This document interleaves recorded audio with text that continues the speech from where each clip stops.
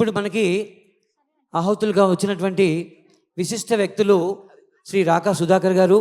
మరి ఈయన దాదాపుగా ఒక 12 సంవత్సరాల కాలం రాష్ట్రీయ స్వయం సేవక సంఘులో మరి ప్రచారకగా పనిచేసి ఉన్నారు.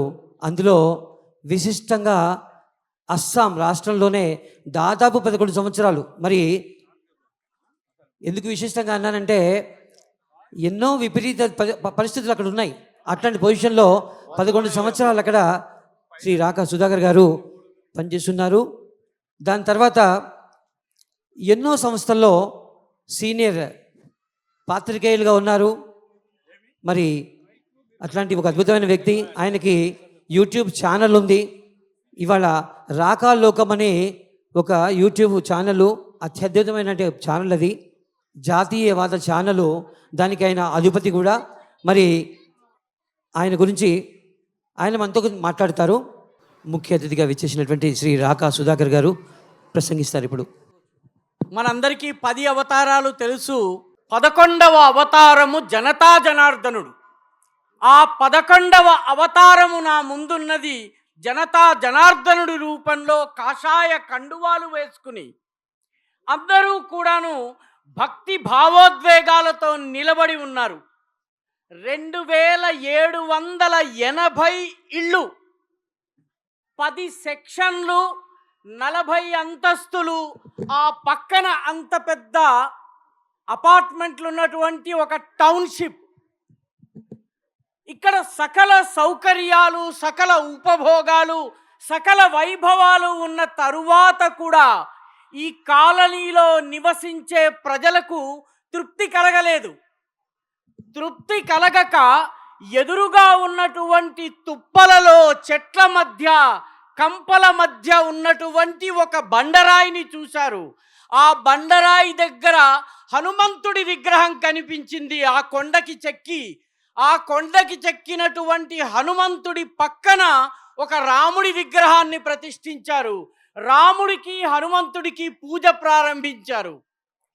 విదేశీ శక్తులు వచ్చి ఆ హనుమంతుడికి తారు పూసినాయి. ఆ తరువాత ఆ రాముడి విగ్రహాన్ని నాశనం చేయడానికి ప్రయత్నించింది. అప్పుడు ఈ 2 గేటెడ్ కమ్యూనిటీస్లో ఉన్నటువంటి ప్రజలందరూ లేచి నిలబడ్డారు. మా రాముడు, మేము ఇంత సుఖకరమైనటువంటి ఇళ్లలో ఉన్నప్పుడు మా రాముడు చెట్లు కంపల మధ్య ఉండడమేమిటి, మా హనుమంతుడికి తారు పూయడమేమిటి అని చెప్పి ఇక్కడి ప్రజలందరూ నిలబడి మై హోమ్ అవతార్ దాని పక్కనున్నటువంటి ఆ కాలనీ, ఆ గేటెడ్ కమ్యూనిటీ ప్రజలు కలిసి తమ సొంత డబ్బులు ₹1,00,00,000 ఖర్చు పెట్టి అయోధ్యలో ఏ స్థాయి రామ మందిరం నిర్మించారో ఆ స్థాయి రామ మందిరం ఆ పక్కన నిర్మించారు. దిస్ ఈజ్ భక్తి ఇన్ యాక్షన్. ఇక్కడ ఉన్నటువంటి వ్యక్తులు ఎవరో ఉత్తరప్రదేశ్, ఎవరో మధ్యప్రదేశ్, ఎవరో పంజాబ్, ఎవరో బీహార్. ఇక్కడి చౌకీదారులు ఎవరైతే సెక్యూరిటీ సిబ్బంది ఉన్నారో వాళ్ళు అస్సాంకి చెందినటువంటి వాళ్ళు. ఇక్కడ ఆంధ్రప్రదేశ్లోని, తెలంగాణలోని పలు గ్రామాల నుంచి వచ్చిన వాళ్ళు ఉన్నారు.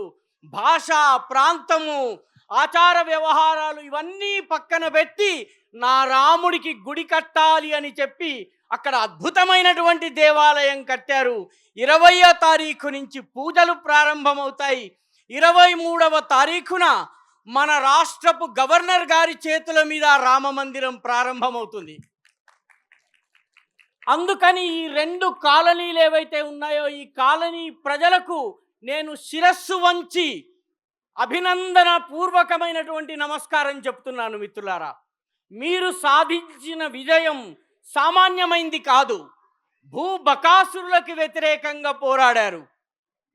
ఈ దేవతామూర్తుల్ని అవమానం చేసే శక్తుల పైన పోరాడారు. పోరాడి మీ రామ మందిరాన్ని మీరు కట్టుకున్నారు. కాబట్టి ఈ కాలనీకి చెందినటువంటి ప్రజలు ఎవరైతే ఉన్నారో ఇక్కడి వాసులందరూ కూడాను అభినందనకి పాత్రులు. మిత్రులారా, హిందూ సమ్మేళనం జరుపుకుంటున్నాం. ఈ హిందూ సమాజపు గొప్పతనం ఏంటంటే ఈ హిందూ సమాజము ప్రపంచంలో ఏ దేశము ఎదుర్కోనన్ని విదేశీ దాడుల్ని ఎదుర్కొంది. క్రీస్తు పూర్వానికి ముందు గ్రీకులు వచ్చారు, శకులు వచ్చారు, కుషాణులు వచ్చారు, స్కైథియన్లు వచ్చారు, పార్థియన్లు వచ్చారు, బ్యాక్ట్రియన్లు వచ్చారు. ఆ తరువాత మొఘలులు వచ్చారు, తుర్కులు వచ్చారు, పఠాన్లు వచ్చారు. ఆ తరువాత డచ్ వారు వచ్చారు, పోర్చుగీసు వాళ్ళు వచ్చారు, ఫ్రెంచ్ వాళ్ళు వచ్చారు, ఇంగ్లీషు వాళ్ళు వచ్చారు. 2,500 సంవత్సరాలు దాడులకు తట్టుకుని కూడా 10,000 సంవత్సరాల క్రింద సింధు నదీ తీరంలో ఏ వేద మంత్రాలనైతే పఠించామో అవే వేద మంత్రాలను 10,000 సంవత్సరాల తరువాత 2,500 సంవత్సరాల దాడుల తరువాత కూడా అదే మంత్రాన్ని మనం పఠిస్తున్నాం. ఎందుకంటే మన దగ్గర ఉన్నటువంటి ఈ సంజీవని శక్తికి అది నిదర్శనం. మన ధర్మం నశించే ధర్మం కాదు. అయితే మన ధర్మము నశించకుండా ఉండాలంటే ఈ ధర్మాన్ని మనం పాటించాలి. అందుకనే ఇక్కడ మనం హనుమాన్ చాలీసా చదవబోతున్నాం. మిత్రులారా, హనుమాన్ చాలీసా తులసీదాస్ గోస్వామి తులసీదాస్ ఉత్తరప్రదేశ్లో రాశారు. ఆంధ్రప్రదేశ్లో తెలుగు వాళ్ళ మధ్య హనుమాన్ చాలీసా ఎలా వచ్చిందో తెలుసా మీకు? మీరు, నేను, మనమందరము హనుమాన్ చాలీసా చదువుతున్నామంటే దానికి కారణం ఏమిటో తెలుసా? దాదాపు 90 సంవత్సరాల క్రితము గుంటూరుకు చెందినటువంటి ఒక యువకుడు కాషాయ వస్త్రాలను ధరించి సన్యాసాన్ని స్వీకరించి వారాణసికి వెళ్ళి అక్కడ తపస్సు చేశాడు, సాధన చేశాడు. తులసీదాసు రాసినటువంటి రామ్చరిత్ మానస్ని చదివాడు. ఆ తరువాత అక్కడ ఆయన రాసినటువంటి హనుమాన్ చాలీసాని చదివాడు. ఆంధ్రప్రదేశ్కి ఒక 40 ఏళ్ల వయసు ఉన్నప్పుడు తిరిగి వచ్చాడు ఆయన. తిరిగి వచ్చిన తరువాత గుంటూరులో తనని కలిసిన భక్తులకు హనుమాన్ చాలీసా నేర్పించాడు. హనుమాన్ చాలీసాని పఠించండి, ఇందులో బీజ మంత్రాల శక్తి ఉంది, ఈ జాతి మేల్కుంటుంది, ఆంగ్లేయుల బానిసత్వం పోతుంది, హనుమాన్ చాలీసాని జపించండి, ఈ ధర్మం పైన వస్తున్నటువంటి ఆపదలు పోతాయి, ఈ ప్రజలకు శక్తి వస్తుంది, హనుమాన్ చాలీసా పఠించండి అన్నాడు. ఆయన దగ్గరికి వచ్చినటువంటి భక్తులు, స్వామీజీ మీకు మేము దక్షిణ సమర్పించుకుంటామని 100 రూపాయలు ఇవ్వబోతే, నాకు 100 రూపాయలు వద్దు, మీరు దయచేసి 100 ప్రతులు హనుమాన్ చాలీసా రాసి 100 మందికి పంచి పెట్టండి, ఆ 100 మంది చేత హనుమాన్ చాలీసా చదివించండి. ఆ యువకుడి పేరు, తెలుగు యువకుడి పేరు స్వామి భవానంద సరస్వతి. స్వామి భవానంద సరస్వతి 100 సంవత్సరాల క్రితము కన్న కళ ఈరోజు ఇక్కడ మైహోమ్ అవతార్లో దాని పక్క కాలనీకి చెందినటువంటి వేలాది మంది ఏకత్రితులై ఒక్క గంతుతో హనుమాన్ చాలీసాని చదువుతున్నాం. హనుమాన్ చాలీసాలో అన్నిటికన్నా గొప్ప విషయం ఏంటంటే హనుమంతుణ్ణి కండల వీరుడుగా చూపించలేదు, హనుమంతుణ్ణి బలశాలి అని చెప్పలేదు. మొట్టమొదట హనుమంతుడి గురించి చెప్పిన పదమేమిటంటే జయ హనుమాన జ్ఞానగుణ సాగర. నువ్వు జ్ఞాన గుణాలకు సాగరము వంటి వాడివి, లోతులే తెలియనటువంటి సముద్రము వంటి వాడివి అని హనుమంతుణ్ణి ప్రశంసించారు. ఆ తరువాత రామదూతవైన నువ్వు అతులిత బలధాముడివి అన్నాడు. కాబట్టి బలం అంటే పైశాచిక శక్తి కాదు, రాక్షస శక్తి కాదు, బలం అంటే జ్ఞానపూరితమైనటువంటి బలము అని చెప్పే హనుమాన్ చాలీసాని మనం చదవబోతున్నాం. మనందరము కలిసి చదువుతాము. కాబట్టి జ్ఞానంతో కూడిన శక్తి, తెలివితో కూడిన శక్తి, ప్రజ్ఞతో కూడిన శక్తి, ప్రతిభతో కూడిన శక్తి ఎక్కడుంటుందో ఆ సమాజము 2 గొప్ప గుణాల్ని కలిగి ఉంటుంది. ఇందాక స్వామివారు చదువుతూ సంకల్ప మంత్రం చెబుతున్నప్పుడు అభయ అజయ విజయ వీర్య ఆయుర ఆరోగ్య ఐశ్వర్య అభివృద్ధి అర్థం అని చెప్పారు. మనలో ఈ 11 గుణాలు అన్నారు. అందులో మొట్టమొదటి గుణము అభయము, భయము లేకుండుట. 2వ గుణము అజయము, ప్రపంచమంతా నా పైన దాడి చేసినా తట్టుకుని నిలబడే శక్తి.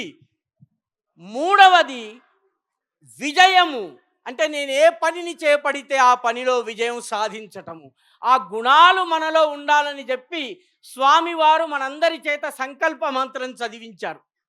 హనుమాన్ చాలీసా చదువుతున్నామంటే ఈ సమాజాన్ని, ఈ దేశాన్ని బాగుపరిచేందుకు సంకల్పం తీసుకున్నట్టు. మిత్రులారా, ఏ దేశం? భారతదేశం. ఎప్పుడైనా మీరు భారతదేశపు చిత్రపటాన్ని చూసారా? అక్కడ భారతదేశం ఉంది, భారతమాత బొమ్మ ఉంది. జాగ్రత్తగా బొమ్మని గమనించండి. ఆ బొమ్మని చూస్తే భారతమాత యొక్క తల్లి భాగము కైలాసము. కైలాసములో పరమపిత అయినటువంటి పరమేశ్వరుడు తన జటాజూటాల్ని విప్పుకుని నర్తన చేస్తూ ఉన్నటువంటి స్థానము కైలాసము. ఆయన తన రెండు చేతుల్ని చాచి ఒక చెయ్యి అస్సాం దాకా, ఒక చెయ్యి గుజరాత్ దాకా విస్తరించాడు. దక్షిణ కొసన మీరు గనక చూస్తే, దక్షిణ కొసన కన్యక రూపంలో అమ్మవారు ఉన్నది. ఆ శివుడిని ఆరాధిస్తూ, శివుని పతిగా కోరుతూ ప్రార్థిస్తూ ఉన్నటువంటి కన్యాకుమారి దక్షిణాన ఉన్నది. కన్యాకుమారి ఉత్తరం వైపు చూస్తున్నది. పరమశివుడు దక్షిణాన ఉన్న కన్యకని చూస్తున్నాడు. శివుడు తన బాహువుల్ని చాస్తే ఒక చెయ్యి గుజరాత్, ఒక చెయ్యి అస్సాం. అమ్మవారు తన రెండు చేతులు చాస్తే ఒక చెయ్యి అస్సాం, ఒక చెయ్యి గుజరాత్. పరమశివుడు పార్వతీదేవిల యొక్క పవిత్ర ఆలింగన తప ఫలితంగా పుట్టినటువంటిదే భారతదేశం. కాబట్టి భారతదేశము మామూలు దేశం కాదు. ఇది శివపార్వతుల మేలు కలయిక ద్వారా పుట్టింది. అందుకనే ఇది పుణ్యభూమి, ధర్మభూమి, కర్మభూమి, మోక్షభూమి. ఇది మన యొక్క జీవితాలకు ఒక మోక్షాన్ని ఇవ్వగలిగేటటువంటి భూమి. అందుకే ఈ దేశంలో అడుగడుగునా గుడులు ఉన్నాయి. ఎక్కడికి వెళ్ళినా మీకు దేవాలయం కనిపిస్తుంది. మిత్రులారా, ఈ దేశంలో మీరు గనక శివుణ్ణి పూజిస్తే 12 జ్యోతిర్లింగాలను పూజించాలి. 12 జ్యోతిర్లింగాల దర్శనం చేయాలి. 12 జ్యోతిర్లింగాలు ఎక్కడెక్కడ ఉన్నాయండి? సౌరాష్ట్రే సోమనాథంచ. మొట్టమొదటి జ్యోతిర్లింగము సౌరాష్ట్రం అంటే గుజరాత్లో సముద్రపు ఒడ్డున సోమనాథులో ఉంది. రెండవ జ్యోతిర్లింగం ఎక్కడుంది? శ్రీశైలే మల్లికార్జునం, దక్షిణ భారతదేశంలో ఉన్నటువంటి శ్రీశైలం. మూడవది ఎక్కడుంది? ఉజ్జయిన్యాం మహాకాలం, మధ్య భారతదేశంలో ఉంది. ఆ తరువాత నాలుగవది ఓంకారం అమలేశ్వరం పక్కనే ఉంది. సేతుబంధేతు రామేశం, రామేశ్వరుడు ఎక్కడున్నాడు? భారతదేశం యొక్క 3 సముద్రాలు కలిసే చోట ఉన్నాడు. నాగేశం దారుకావనే, మళ్ళీ గుజరాత్. జాగ్రత్తగా గమనించండి. ఎవరో ఈ భారతదేశాన్ని సూది పెట్టి కుట్టినట్టుగా ఒకసారి ఉత్తరము, ఒకసారి దక్షిణము, ఒకసారి ఉత్తరము, ఒకసారి దక్షిణము, ఈ ఉత్తర దక్షిణ తేడా లేకుండా ఇదంతా ఒకే పవిత్ర భారత భూమి అని చెప్పేందుకే 12 జ్యోతిర్లింగాలు ఉన్నాయి. మీరు అమ్మవారిని పూజించాలనుకున్నారు, 51 శక్తిపీఠాలు ఉన్నాయి. మొట్టమొదటి శక్తిపీఠం ఎక్కడుందండి? లంకాయాం శాంకరీదేవి. ఈరోజు భారతదేశంలో లేనటువంటి శ్రీలంకలో ఉన్నటువంటి శాంకరీదేవి మన మొట్టమొదటి అమ్మవారి శక్తిపీఠము. ఈ శక్తిపీఠాలను, ఇది ఎందుకు శాంకరీదేవి అంటే, ఈరోజు మనం బలహీనంగా ఉన్నాం కాబట్టి శ్రీలంక మనల్ని విడిచిపోయింది, బర్మా మనల్ని విడిచిపోయింది, పాకిస్తాన్ మనల్ని విడిచిపోయింది, బంగ్లాదేశ్ విడిచిపోయింది. కానీ అమ్మవారి ఆరాధకులు మరిచిపోలేదు. లంకాయాం శాంకరీదేవి. శక్తిపీఠాల్లో ఒక శక్తిపీఠం ఎక్కడుంది? హింగులాజ్లో ఉంది. హింగులాజ్ ఎక్కడుంది? పాకిస్తాన్లో ఉంది. పాకిస్తాన్లో నా శక్తిపీఠం ఉంది. కాబట్టి నా అమ్మను గనక నేను పూజించాలంటే పాకిస్తాన్లో ఉన్న శక్తిపీఠం భారతదేశంలోకి రావాలి. మిత్రులారా, మీలో ఎంతమందికి తెలుసునో నాకు తెలియదు, కానీ మన దగ్గర భావసార క్షత్రియులు అని ఒక కమ్యూనిటీ ఉంది. ఈ భావసార క్షత్రియులు అనేటటువంటి కమ్యూనిటీ ముస్లిం దండయాత్రలు ప్రారంభమైన తరువాత బలూచిస్తాన్ని వదిలేసి గుజరాత్కు వచ్చారు. గుజరాత్ నుంచి మహారాష్ట్రకు వచ్చారు. మహారాష్ట్ర నుంచి కర్ణాటకకి వెళ్ళారు, కర్ణాటక నుంచి తెలంగాణకి, తెలంగాణ నుంచి ఆంధ్రప్రదేశ్కి వెళ్ళారు. ఆంధ్రప్రదేశ్లో వాళ్ళని రంగ్రీజులు అంటారు. రాజమండ్రిలో రంగ్రీజుపేట ఉంది. వీళ్ళందరూ ఈ రకంగా వెళ్ళిన తరువాత భాష మరిచిపోయారు.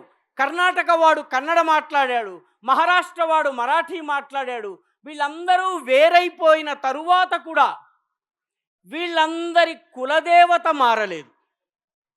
ఎప్పుడో 7వ శతాబ్దంలో బెలూచిస్తాన్ని వదిలేసి వచ్చిన తరువాత కూడా భావసార్ క్షత్రియులు ఎవరైతే ఉన్నారో వాళ్ళ కులదేవత ఈరోజు కూడా హింగులాజ్ మాత. అంటే హింగులాజు మాతను గుర్తుంచుకుంటే ఆ పాకిస్తాన్లో ఉన్నటువంటి నా తీర్థక్షేత్రం గుర్తుకొస్తుంది. నాకు శక్తి వచ్చినప్పుడు ఆ భూభాగాన్ని కలుపుకుని 51 శక్తి పీఠాల అఖండ భారతదేశాన్ని చేస్తాను. కాబట్టి ఈ జ్ఞాపక శక్తిని గుర్తుంచుకోవడమే హిందువుల పని. హనుమాన్ చాలీసాని జపిస్తున్నాము, లలితా సహస్రాన్ని జపిస్తున్నాము, భగవద్గీతను జపిస్తున్నాము. ఇవన్నీ ఎందుకు జపిస్తున్నామంటే ఈ సమాజమంతా ఒకటి అని చెప్పేందుకు, మన యొక్క స్మృతిని నిలబెట్టుకునేందుకు, జ్ఞాపకాల్ని నిలబెట్టుకునేందుకు. రాముడి కథను మీరు పరిశీలించండి. రాముడి కథ భారతదేశాన్ని నార్త్ నుంచి సౌత్కి కలుపుతుంది. ఈ దేశంలో రాజకీయ నాయకులు సౌత్ ఇండియా వేరు, నార్త్ ఇండియా వేరు అంటారు. కానీ రాముడి కథ చెప్పుకునే ప్రతిసారి మన కథ ప్రారంభమయ్యేది ఉత్తర భారతదేశంలోని అయోధ్యలో. సీతమ్మ వారిది జనక్పూర్, సీతామఢి బీహార్లో ఉంది. ఆ తరువాత వాళ్ళు బయలుదేరి దక్షిణానికి వచ్చినప్పుడు చిత్రకూట్కి వచ్చారు. చిత్రకూట్ నుంచి దండకారణ్యానికి వచ్చారు. దండకారణ్యం నుంచి పంపానదికి వచ్చారు, మన భద్రాచలంకి వచ్చారు. భద్రాచలంలో అమ్మవారు తన చీరల్ని ఆరవేసుకున్నారు. ఆ తరువాత సీతమ్మ వారిని పర్ణశాల దగ్గర అపహరించుకుని వెళ్ళిన తరువాత వెతుకుతూ దక్షిణాది కర్ణాటకలో ఉన్న కిష్కింధకి వెళ్ళారు. ఆ తరువాత శబరిని కలిసేందుకు పంపానది అంటే నేటి కేరళకు వెళ్ళారు. ఆ తరువాత హనుమంతుడు లంకకి వెళ్ళాడు. లంకకి వెళ్ళిన తర్వాత రావణాసురుణ్ణి వధించాడు, సీతమ్మ వారిని తెచ్చాడు, రామరాజ్యం వచ్చింది. రాముడి కథ north to south, it unites India. అదే కృష్ణుడి కథ చూడండి. కృష్ణుడి కథ unites India from east to west, from west to east. కృష్ణుడి రాజధాని ద్వారక పశ్చిమ తీరంలో ఉంది. కృష్ణుడు పుట్టింది మధుర, పెరిగింది బృందావన్. నరకాసురుణ్ణి చంపేందుకు అస్సాంలోని ప్రాగ్జ్యోతిషానికి వెళ్ళాడు. తన మనవడైనటువంటి అనిరుద్ధుణ్ణి కాపాడుకునేందుకు అస్సాంలో ఉన్నటువంటి తేజ్పూర్ అనే పట్టణానికి వెళ్ళాడు. మహాభారత కథని గనక పరిశీలిస్తే it unites India from west to east. Ramayana unites India from north to south and Mahabharata unites India from west to east. కాబట్టి మన పురాణ గాథలు, మన ధర్మము, మన జీవన విధానము ఇవన్నీ ఈ దేశంలో ఉన్నటువంటి కోటి మంది ప్రజలను కలిపేవే. మీరు ఇక్కడ దగ్గరలో ధర్మపురి ఉంది. ధర్మపురిలో నరసింహస్వామి క్షేత్రం ఉంది. స్వామి క్షేత్రంలో భక్తులు గోదావరి నదిలో స్నానం చేయడానికి వెళ్తారు. మీరు అక్కడ ఏ ముసలవ్వనన్నా అడగండి, అవ్వా ఎక్కడికి పోతున్నావు అని అడిగితే అవ్వ చెప్తుంది, బిడ్డ గోదావరికి పోతున్నా అని చెప్పదు, బిడ్డ గంగకు పోతున్నా అంటుంది. అవ్వా ఇది గంగ కాదు, ఇది గోదావరి అని మీరు చదువుకున్నటువంటి మనలాంటి వాళ్ళు కరెక్ట్ చేస్తే ఆ అవ్వ అంటుంది, లేదు బిడ్డ ఇది గంగ అంటుంది. కాబట్టి నా కళ్ళ ముందున్నటువంటి నీరు ఇది గంగ నీరుగా భావించేటటువంటి పవిత్ర తత్వము భారతదేశంలో మనకిచ్చారు. అందుకే ఈ దేశాల్లో కులాలు, మతాలు, వర్గాలు, వర్ణాలు అనేకమున్నా మనమందరం ఒక్కటి. మనందరము ఒక్కటి. మనల్ని విడగొట్టి, చెడగొట్టి, పడగొట్టే ప్రయత్నాలు జరుగుతున్నాయి. కులాల పేరిట, మతాల పేరిట, వర్గాల పేరిట, వర్ణాల పేరిట. మీకు 2 ఉదాహరణలు ఇస్తాను. తూర్పుగోదావరి జిల్లా రామచంద్రపురంలో కృత్తివెంటి పేర్రాజు పంతులు గారు అనేటటువంటి బ్రాహ్మణుడు ఉండేవాడు. కృత్తివెంటి పేర్రాజు పంతులు గారు తన 100 ఎకరాలను దానం చేశాడు. దేనికోసం? వేద పాఠశాల కోసం కాదు, లేదా బ్రాహ్మణ పిల్లలు చదువుకోవడం కోసం కాదు. నా గ్రామాలలో నివసించేటటువంటి రైతులు ఆధునిక వ్యవసాయం చెయ్యాలని చెప్పి ఆయన 100 ఎకరాలతో దేశంలోని ఫస్ట్ అగ్రికల్చరల్ స్కూల్ని స్టార్ట్ చేశాడు. అదే తూర్పుగోదావరి జిల్లాలో అదే కాకినాడ దగ్గర ఒక మత్స్యకారుడు బర్మాకి వెళ్ళాడు. బర్మాలో కలప వ్యాపారం చేశాడు, కోట్లు సంపాదించాడు, తిరిగి కాకినాడకు వచ్చాడు. ఆయన వచ్చిన తరువాత ఆయన 900 ఎకరాల భూమిని దానం చేశాడు. దేనికోసము? చేపలు ఎలా పట్టాలో నేర్పడం కోసం కాదు. ఆయన దానం చేసింది వేద విద్యాలయాన్ని స్థాపించటానికి. మత్స్యకారుడు వేద విద్య కోసము 900 ఎకరాలు ఇచ్చాడు. బ్రాహ్మణుడు 100 ఎకరాలని ఎవరి కోసం ఇచ్చాడు? వ్యవసాయాన్ని పెంచడం కోసం ఇచ్చాడు. కాబట్టి హిందూ సమైక్యత ద్వారా మాత్రమే ఈ దేశము కలిసి ఉంటుంది. ముగింపులో కేవలము 2 విషయాలు మీ ముందు ఆలోచన కోసం ఉంచి నేను సమాప్తం చేస్తాను. మొట్టమొదటిది, హిందూ సమాజంలో కుటుంబ విలువల్ని కాపాడాలి. అలాంటి వాళ్ళందరూ ఒక్కసారి ప్రతిరోజు శివుని కుటుంబము బొమ్మని చూడాలి. శివుని కుటుంబంలో మనకేం కనిపిస్తుంది? శివుని కుటుంబంలో శివుడు కనిపిస్తాడు, పార్వతి కనిపిస్తుంది, కుమారస్వామి కనిపిస్తాడు, గణేశుడు కనిపిస్తాడు, వాళ్ళ వాహనాలు కనిపిస్తాయి. ఒకరికి పొంతన లేదు. శివుడు భస్మం పూసుకుని శ్మశానాల్లో ఉంటాడు, భూతాలు అతని మిత్రుడు. పార్వతీదేవి కిరీటము పట్టు వస్త్రాలు ధరిస్తుంది. ఇద్దరికీ పొంతన లేదు. బిడ్డలిద్దరికీ పొంతన లేదు. కుమారస్వామి సైనికుల అధినాయకుడు, దేవతా సైనికుల అధినాయకుడు. వినాయకుడు తొండము, పొట్ట, వికృత రూపము. వాళ్ళ వాహనాలకు కూడా పొంతన లేదు మిత్రులారా. వినాయకుడి వాహనమైన ఎలుకను తినేందుకు శంకరుడి మెడలో ఉండే పాము ప్రయత్నం చేస్తుంది. శంకరుడి మెడలో ఉన్న పాముని తినేందుకు కుమారస్వామి వాహనమైనటువంటి నెమలి ప్రయత్నం చేస్తుంది. అయ్యవారి వాహనమైనటువంటి నందిని తినేందుకు అమ్మవారి వాహనమైనటువంటి సింహం ప్రయత్నం చేస్తుంది. పరస్పర విరుద్ధమైన శత్రువులైన అవన్నీ కలిసిమెలిసి జీవిస్తున్నాయి. కాబట్టి మనము కూడా మన కుటుంబ వ్యవస్థలో అమ్మ, నాన్న, పిల్ల, పాప అందరూ కూడా పరస్పర అనురాగము, అవగాహన ఆధారంగా ఉంటే మాత్రమే ఈ సమాజం ముందుకు నడుస్తుంది. చిట్ట చివరి విషయము మన ముందు 2 ఆదర్శాలు ఉన్నాయి. ఒకటి అమ్మవారి ఆదర్శం, ఒకటి రావణాసురుడి ఆదర్శము. అమ్మవారి విగ్రహాన్ని ఒకసారి చూస్తే తలలు 10 ఉంటాయి, క్షమించాలి, తల ఒకటి ఉంటుంది, చేతులు 10 ఉంటాయి. ఒక తల అంటే ఒకే ఆలోచనతో, ఏకాగ్రమైనటువంటి ఆలోచనతో ఉండడము. 10 చేతులు 10 పనులను చేస్తాయి. రావణాసురుడు దీనికి పూర్తిగా భిన్నము. తలలు 10, చేతులు 2 చేతులకి 10 తలలు 10 పనులు పెడతాయి. కాబట్టి ఆర్గనైజేషన్ నిలబడాలంటే, సామాజిక వ్యవస్థ నిలబడాలంటే మనము అమ్మవారి ఆరాధకులం కావాలి, రావణాసురుడి ఆరాధకులం కాకూడదు. కాబట్టి ఈనాడు మనకి అద్భుతమైన అవకాశము. అక్కడ రాముడి మందిరము, ఇక్కడ హనుమాన్ చాలీసా పఠనము, ఇక్కడ హిందూ ఐక్యత మహామంత్రము. కాబట్టి మనమందరము కలిసి హనుమాన్ చాలీసాని పఠిద్దాము, పఠించి ఈ దేశంలో శక్తి జాగరణ చేద్దాము. చాలా ధన్యవాదాలు మిత్రులారా.